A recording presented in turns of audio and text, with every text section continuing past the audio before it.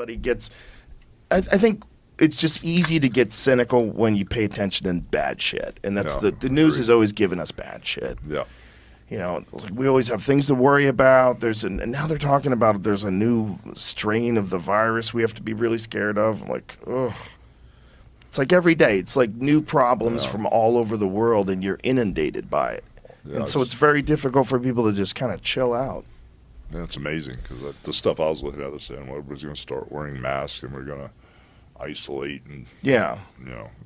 Yeah, there's some college just reinstated a mask mandate, which is like, oh my God, you people, you're loving this. Mm-hmm. It doesn't even make any sense because if you're a college, that would mean you're an institute for higher education. If you're an institute for higher education, wouldn't you be paying attention to the latest data? Oh, yeah. And if you were, you would realize that masks don't have a significant impact. That's not statistically significant.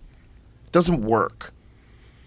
And especially like regular ones. If you have like one of those K95 and whatever the fuck they are, and it's tightly fitted, that'll provide you with some protection. Also, you're not supposed to wear it more than an hour a day. They're saying it's not healthy to just breathe through this fucking cloth thing all day. It's stupid. Yeah. I mean, it's just insane that these people want to give back into this mania again. It's like they miss it. It's weird, right? It is. It is. It's a weird victim embracing mentality. It's almost like people who run a 100-mile race, and after they're done, they're like, "I'm never doing that again." And then 2 weeks later, they're like, "I'm gonna do another one." It's like they want to experience something exciting, whether it's being scared out of your fucking mind, whether it's showing the world that you're a really good person by putting a mask on. All of it is just nuts.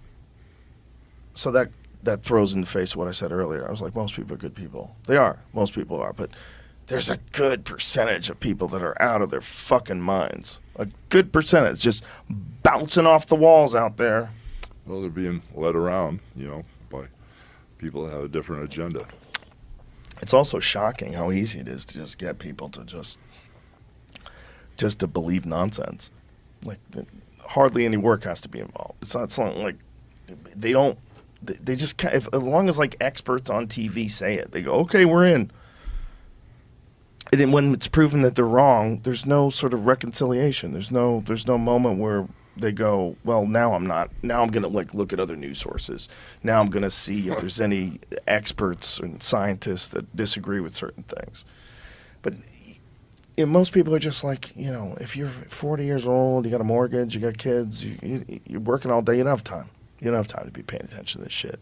You know, we're very fortunate that we're comics, so we have the day to do whatever the fuck we want, and we can read things that maybe, you know, we send each other or watch a documentary or something and get a new perspective. But the more I do that, the more I get bummed out. Right. It's like I don't want to hear more about the opioid crisis. I don't want to hear more about just nonsense that's happening in the world. It's just... You know, I don't know, man. It's just a very uncomfortable moment for this country, for people in general, I think. I just don't think that this access to information, the way we get it, is good for us. I think it just freaks us out. I think there's just too much going on all the time. Well, if I would have looked back, even, I was going to say 5 years ago, but if I look back a year ago, I would never have dreamed where we would be where we are now with all the insanity that's going on. Yeah, it's very strange. It's like we're kind of awakening to, first of all, how connected we all are, and we're also being integrated to AI, and really quickly. This chat GPT shit, people are getting busted using it for school papers already, and it's just so easy to get this thing to do work for you. It's like, why would I do this? Why would I do it? And you can kind of see where the writing on the wall is going.